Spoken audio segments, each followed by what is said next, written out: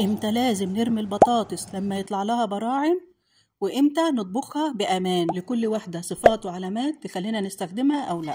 لو القوام بتاعها بقى طري زي الأسفنج وفيها أجزاء سمراء وأجزاء خضراء كتير وبدأ يطلع لها ريحة، دي هنرميها فورا.